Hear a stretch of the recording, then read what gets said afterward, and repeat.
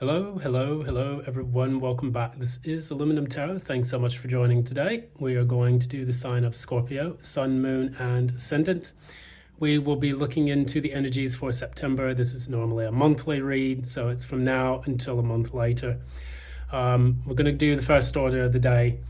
If you like what you see on this channel, please be sure to give a like, share, subscribe, ding that notification bell, so that way you don't miss any updates from future postings.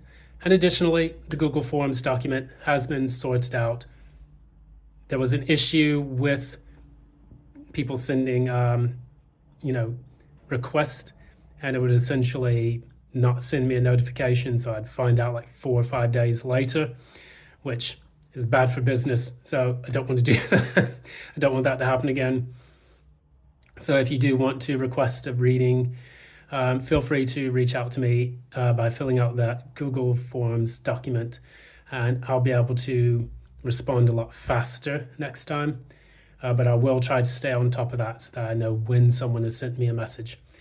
That said, some of the things that we talk about regarding the astrology, Mercury is currently in Leo at the moment, and it's in retrograde, but it's actually gone direct now, yes. It's gone direct, and it is moving towards Virgo, which is going to allow us to kind of tap into our ability to taskmaster, to handle, daily activities and affairs, getting grounded, being calm in the midst of a storm, and to really tap into our intuitive faculties. Some of us may want to focus more on health and wellness. We may want to isolate a little bit more and be a bit more introspective in our thinking. And, Mercury is actually exalted in Virgo, so this will be a very fruitful time for doing anything intellectually. So ironically, for an air sign like Mercury, the most stabilizing factor in there is when it's in the sign of an earth sign, Virgo, which is quite interesting because I have a Mercury in Gemini. In my natal chart, it's in the 6th house of Virgo, and then it's opposite Uranus. So it makes me have some like next level ADD at times, but then at other times it makes me have some quite epiphanic moments, which I'm grateful for the universe for allowing me to experience that. Then we go into, Pluto is retrograding, going into Capricorn, where it will be until roughly November-ish, mid-November, and then after that it will go direct into Aquarius. Normally, when we have Pluto in a specific sign, what it does is it basically tears that sign up, spits it out, and rearranges it in a better configuration. So if you've ever thought about like landscaping or something, where you mow your lawn, and you've got all these tall weeds and things in your lawn which are choking off the supply to the grass. Pluto is like the lawnmower, where you roll over it and then it just chops everything down, gets everything nice and even keel again, allowing for that new growth to take place. So in essence, that's kind of the easiest way for me to understand. It's not bad. It does hurt maybe the grass, but then the grass grows back much stronger. It gets more sunlight, more illumination into it. We also have a moon in Virgo as well, from my understanding, and basically that also makes us feel more intuitive and pragmatic at the emotional level. I have a moon in Virgo as well, so for me, Virgo energy is very important. As I tell people, the reason why it's the Virgo is because no one can touch it. It's able to defend itself intellectually, it's able to introspect, it's able to, it's actually traditionally seen as, with the 6th house, the house of defense. And that's one thing that people don't really give Virgo enough credit for. They think, oh, it's just a mealy mouth, like librarian, sat there not being bothered by anyone. No, Virgo is the soldier. It's the house and the sign of sacrifice. Whereas Leo is more like the general. Virgo is the soldier, and then Libra is like the peacetime agreement. So some things to kind of think about with that sign. That said, we'll move directly into the reading.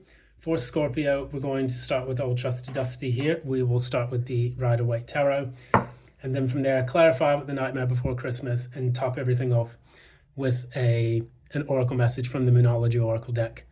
So, let's begin. At the moment. What is taking place for Scorpio, Sun, Moon, and Rising?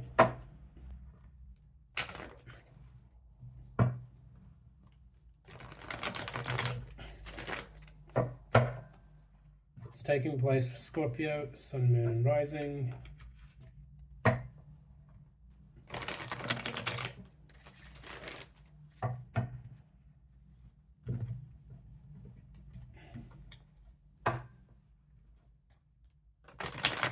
Taking place, stop here. It's taking place for Scorpio, Sun, Moon, and Rising for the month of September 2020. What's Scorpio's current in?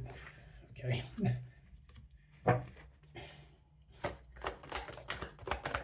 What's the challenge to Scorpio? What's the challenge to Scorpio? Okay.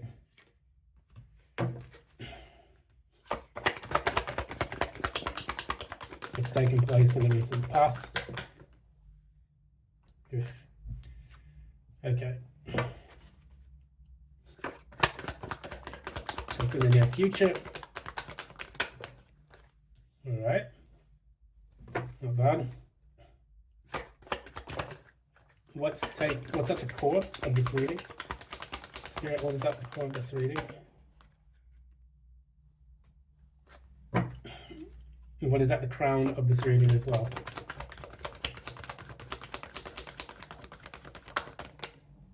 Okay. All right.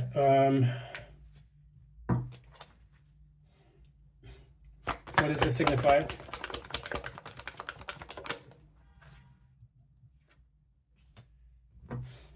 Clarify the signifier, please.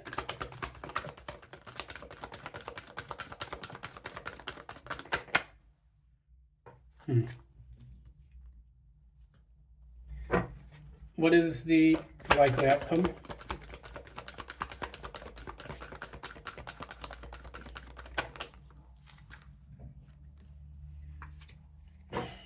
And what is the penultimate outcome?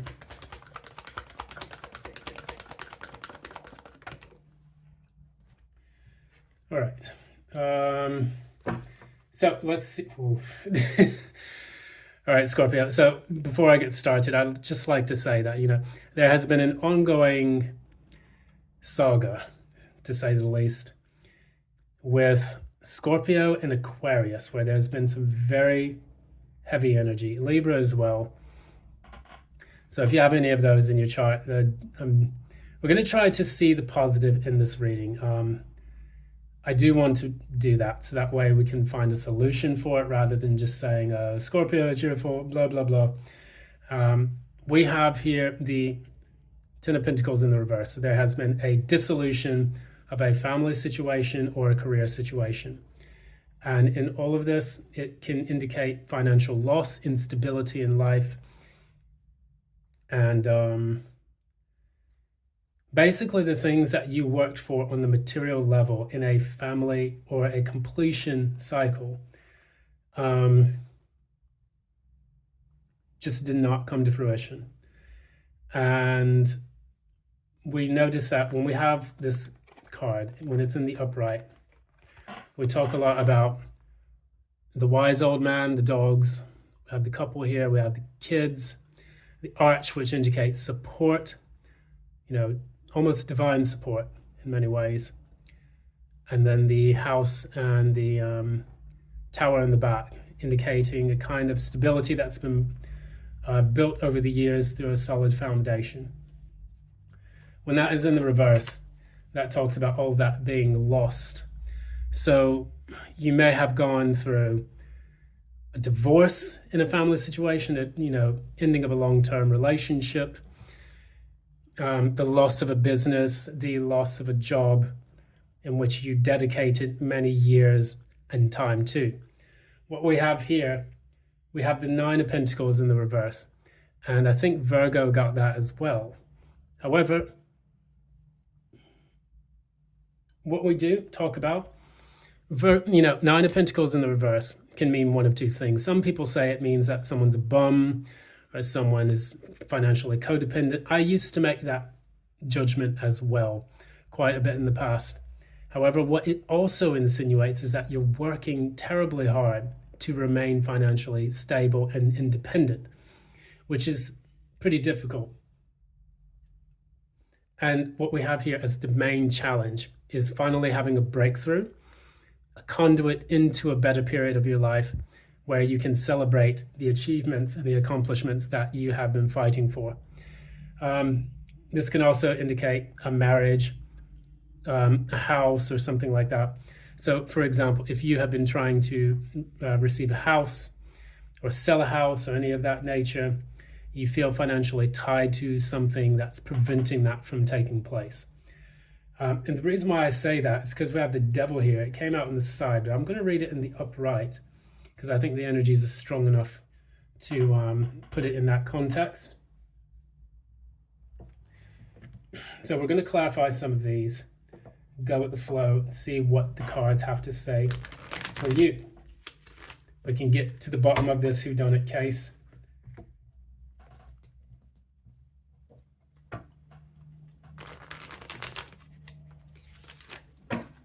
All right, so Scorpio.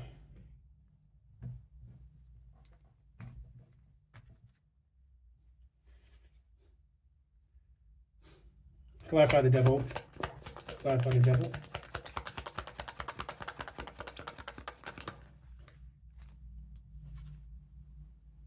Okay. So again, we have, I think these just came out for Sagittarius maybe. Yeah, it's came out exactly for Sagittarius, and maybe they just got back in there. So whereas Sagittarius had this in their final outcome, you have this in the past, clarifying the devil. 4 of Wands in the Fool, coming out exactly the same way they came out for Sagittarius, but in a different light. When I see these over the devil, and I remember I saw the Queen of Wands with these two, and now I see, no, it was with the Fool, yeah, it was with the Queen of Wands and then these, no, that's not correct. Anyways, we're going to look at it just in this context. We have the devil here.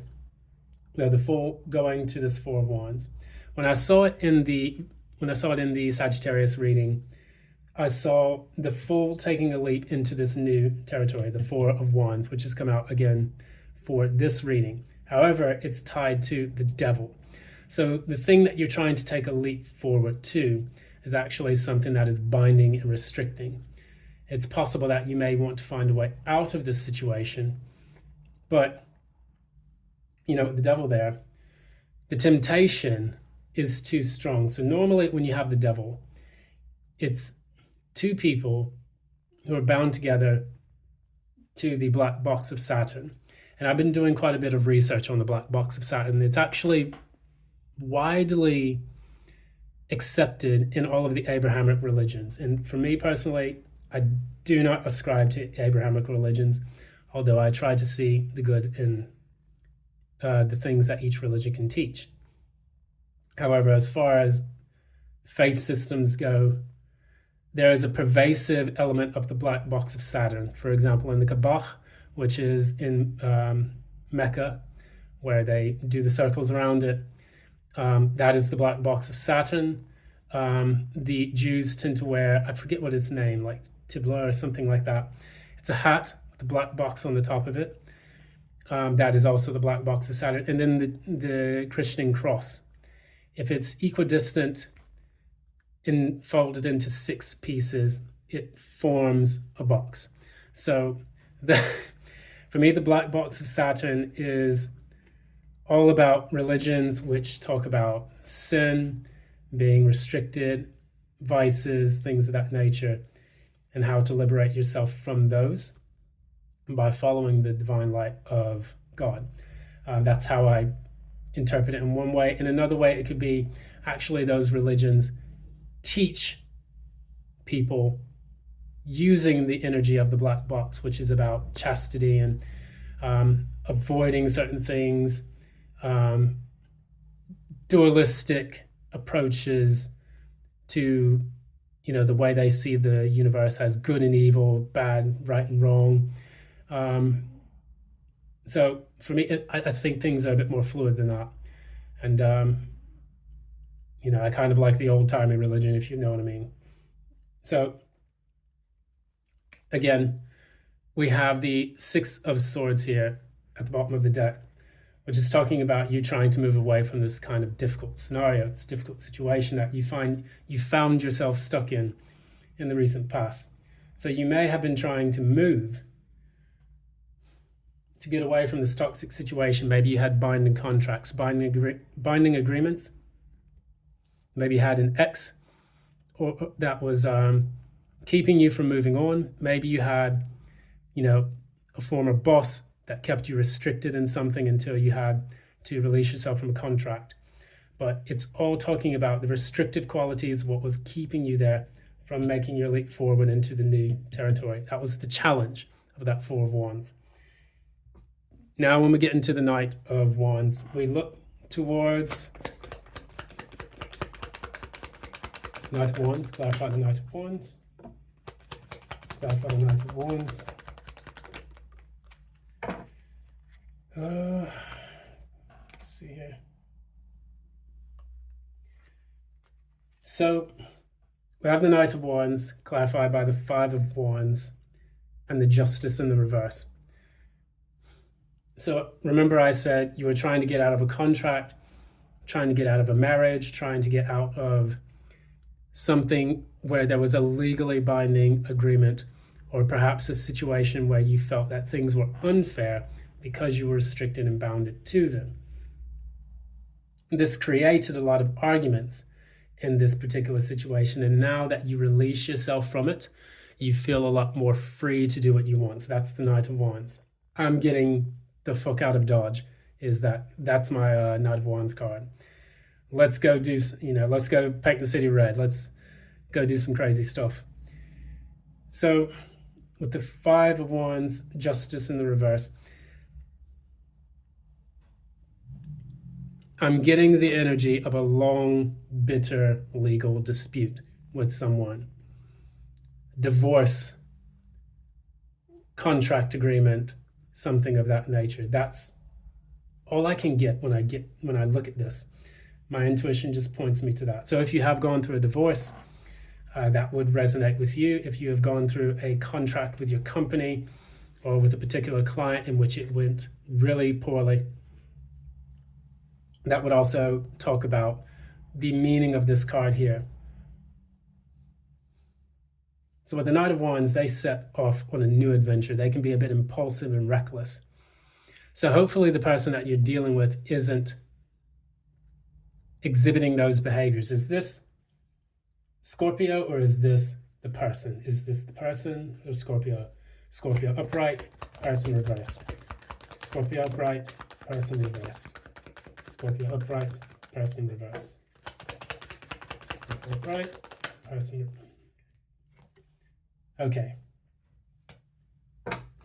What the cards would tell me is that the person that you're dealing with that has kept you bound and restricted is coming at you sideways with a lot of drama and chaos.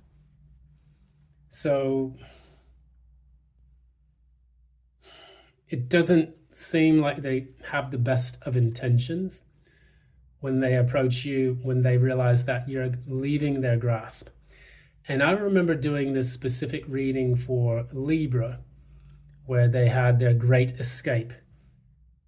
And in that reading, I talked a lot about how they had their moment of opportunity to leave the person or the thing behind that was restricting them. This is exactly the same reading, to a T almost. So if you have Libra in your chart, or a Scorpio, Sun, Moon, or Rising, you definitely are dealing with this situation. So the way we look at things now, we have the Hierophant in the reverse, which it's another card of a divorce or a loss of a position in a high-ranking institution. Clarify the Hierophant.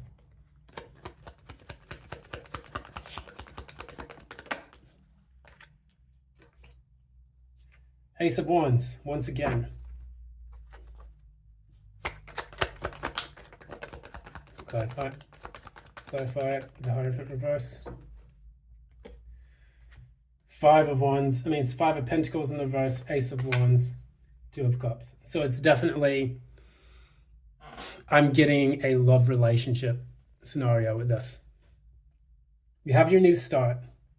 You're coming out of the cold financially, or at least coming out of the cold of these restrictions that you have, because the devil is actually Capricorn, which is it's an earth sign.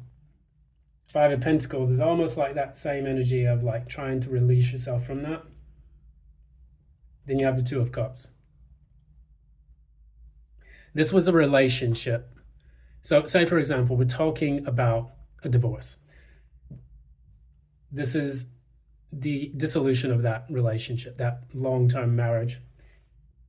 And it's a new start after feeling for so long that you were just being restricted, bound and tied, whether through legalese or contracts, or just feeling isolated and cold and alone from the partner that you were with.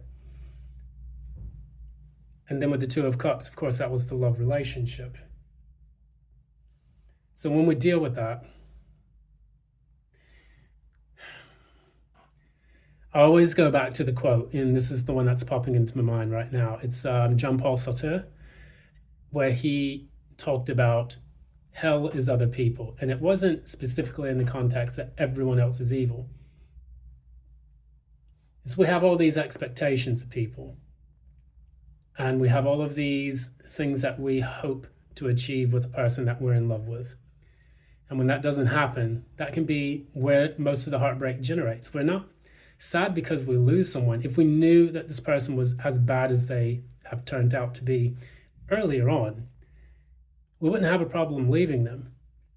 But because we have such an investment in these people, which is the Ten of Pentacles reverse that you had initially, when we lose that investment, it's almost like we've lost everything that we feel we valued and worth and found worthy of ourselves. When you pour your investments into an object, you fetishize that object, whether it's a person, place, or a thing. And what that does is that creates intense attachments. That's the devil, which are difficult to release yourself from, despite there being the possibility of just slipping out from under those chains, because the chains are not tightly bound on their necks. They're loosely bound. You can easily just slip out of them and then move on and do something else. But it's the mind that keeps us in those restrictions. That's why the chains are around the neck and not the body or other parts of them. It's not chained to their feet. It's chained to their neck, which holds the head, which is where the head connects to the body. So it feels almost like there's a detachment from your rational thinking from the rest of you that has kept you stuck in this situation. Now that you realize that, you're trying to get free, but you realize that the person you're getting free from is not giving you the ability to get away that easy. This seems to me like an absolute control freak that you're dealing with. And whether or not that's a boss, whether or not that's a husband or a wife, whether or not that's a family member or whatnot, you would know how this resonates in your chart. But you would take a look at that and see how that energy flows there. What we have at the top is another card of the dissolution of a family. Clarify the Ten of Cups in the reverse. Clarify the Ten of Cups in the reverse. You got the Hermit twice. And every reading I have done this week, there have been repeat cards on both the Major and the Minor Arcana. You have the Two of Swords and the Hermit clarifying the Ten of Pentacles. No, Ten of Cups in the reverse. The expression that I get in my mind, you have decided the best thing to do is to leave this the fuck alone. There are so many cards here that indicate a loss of a major relationship or a major partnership. Justice in the reverse, Hangman in the reverse, Hierophant in the reverse, Nine of Pentacles in the reverse, crossed by the Four of Wands, Devil, which can also indicate that, and then the Ten of Cups in the reverse.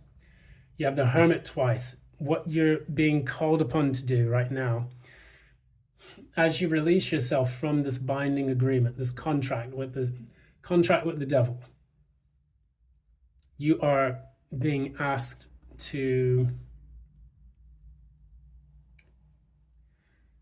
go within and try to understand the lessons, the light that has come about through all the darkness. So for me, the Hermit, 100% encompasses a lot of the kintsugi medicine that I always talk about throughout the readings on this channel. So kintsugi, for those who don't know, it's a Japanese technique in which broken pottery, different kinds of cutlery, not Tupperware, but tableware, are repaired using gold or palladium or silver kind of paste that binds those things back together, giving them more beauty than they had before through their brokenness. And that for me is a euphemism, or it's an allegory for repairing yourself through the pain and trauma that you've received in the past, using those lessons to piece together a new and more an authentic self in which you can be brighter and shine better than you did in the past. So that said, when I look at this with the Hermit does exactly that. There the card number 9. With 8, you have strength. And then the 9 comes right after that. Then the 10 is the Wheel of Fortune. So the Hermit is the one that goes in to try to understand those lessons and find the light within a dark period of themselves. So they go through that dark night of the soul to try to really get an understanding of what they need to learn and to know in order to become wise. So for example, most of our wise people throughout history have gone on some kind of sabbatical, some kind of spiritual retreat, some kind of period of isolation, which they've been able to process things in their life that give them epiphanic moments, and we have to kind of listen to that divine voice. With the Two of Swords in the upright and the Hermit, there is still some kind of indecision about making this decision. And I see that even in the outcome. Normally, if you had just the Hermit, that means that you're going off to do that. You're going off to kind of take that period of isolation, of deep introspection. But with the Two of Swords, it's almost like you're conflicted within as to how to do that and what to do with it, or whether or not you want to do it at all. You know that you're deeply unhappy. You know that your family unit is gone, whether or not you have kids, but it typically insinuates children. And the reason why I said that is because you had the Ten of Pentacles initially in the reverse. Now you have the Ten of Cups in the reverse as well. And that talks about a full family unit. Losing all of that can be painful. And I get in this reading, there is a fear of being alone.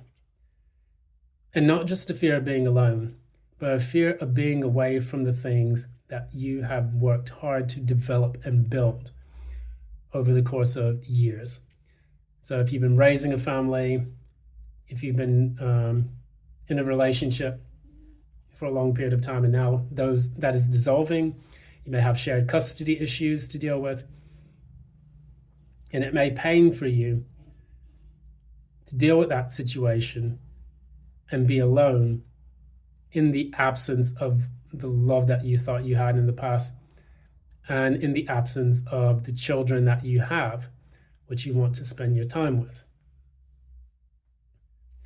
When I pulled the signifier cards here, we have the King of Pentacles in the reverse, and then the Three of Pentacles. Now, typically, the King of Pentacles in the reverse is someone who is very self-absorbed in their work, materialistic and greedy to an extent. And with that Three of Pentacles, the King of Pentacles, 1 pentacle, and the Three of Pentacles equals the 4 of Pentacles. You're holding on by working with a person who is fundamentally in the shadow self of the material world, the Capricorn. The King of Pentacles in the reverse typically alludes to a person who is unable to value the material world in a proper sense. They become obsessed and tied to it. They always need more. You think of your Wall Street banker, and yes, I'm calling you fuckers out. So think of the Wall Street banker. Think of the person who sat at the top of the executive board, who, not all, well, I don't know if all Wall Street bankers are bad, so we'll just leave that caveat. But we have the person who only wants more and more and more and is never satisfied with what they have. The King of Pentacles in the upright sits on their throne. They show their abundance to the whole world. They're covered in grapes, which represent that. And then they have the 2 Taurus signs at the top of the deck, or at the top of the throne, rather. So if you've dealt with a Taurus or Taurus, Virgo, Capricorn, who exhibited these qualities, then that is your sign. Or if you have that in your chart, that's also a sign as well. But having to work with a person like that who just doesn't feel like what they have is enough and is always willing to take more, that's a very difficult situation to deal with. And it affects that 10 of Pentacles. It makes the 10 of Pentacles very one-sided. You're in this family and you're in this relationship with me because I say so. You're in this family, you're in this relationship, you're in this company because we haven't lost interest in you yet. You're an object, you're a commodity to a person. You've been commodified by this person. And that's exactly what the devil does. It commodifies the experiences, and so that it's never enough. You always want more.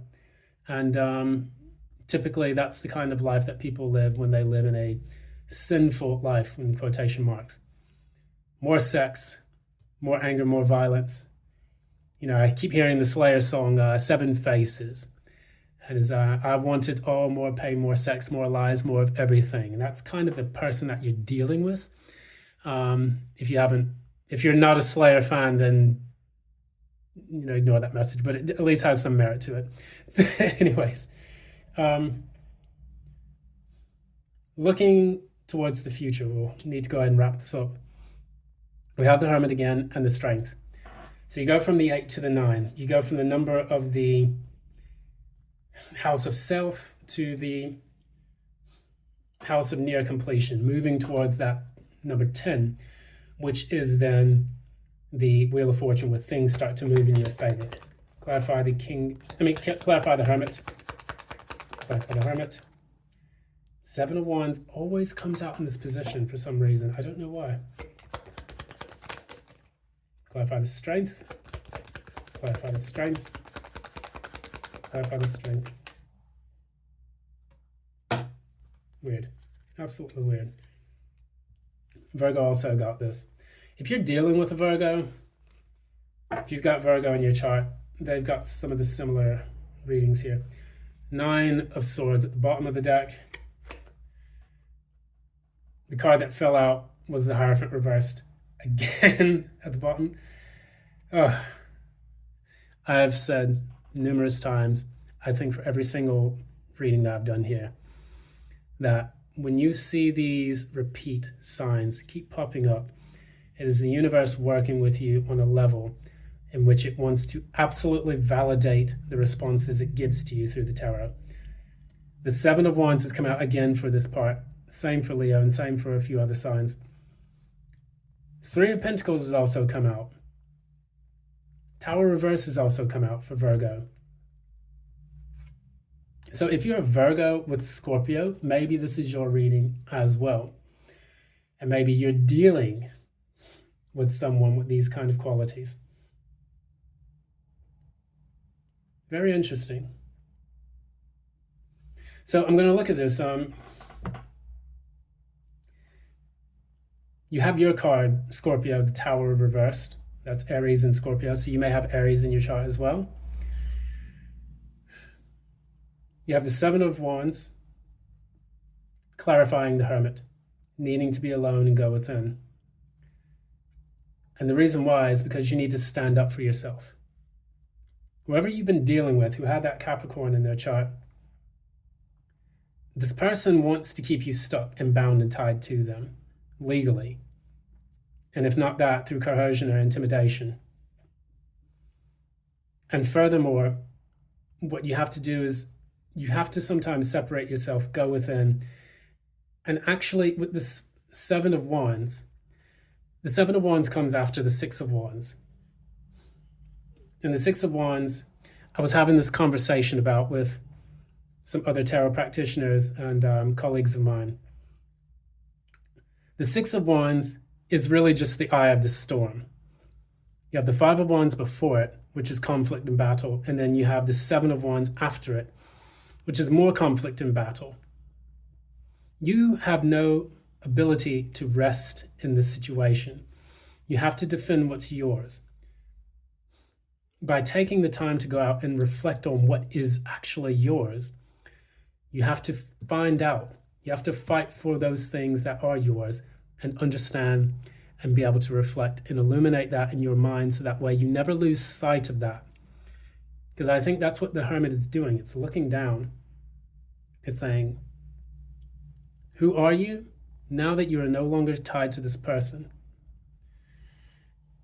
And then with the Eight, the strength is about taming those inner, those inner critics, the beast within and everything.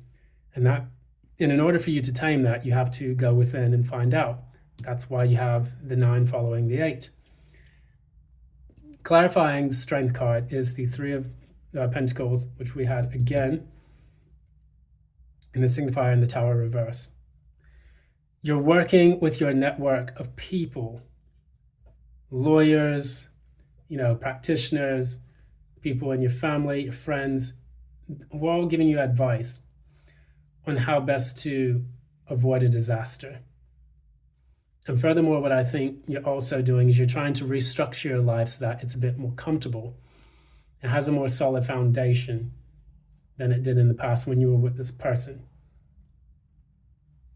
So I'm going to look at this reading and I'm going to see the major arcana in this. So if this resonates with you, let me know. We have Virgo twice, so that's definitely Virgo. Capricorn, Taurus, Libra, Pisces, Aries, Scorpio, and Leo. And then you have Aquarius here with the Fool. So if any of those signs ring a bell, either you are those signs or you have some of them, and then the person you're dealing with has any of those, that's your reading for this. So you'll know exactly what this relates to. So anyways, I'm going to go ahead and wrap this up because I've waffled quite a bit today.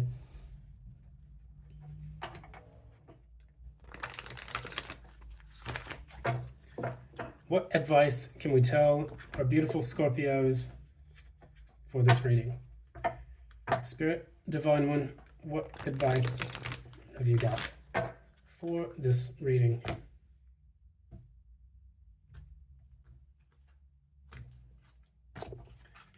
All right.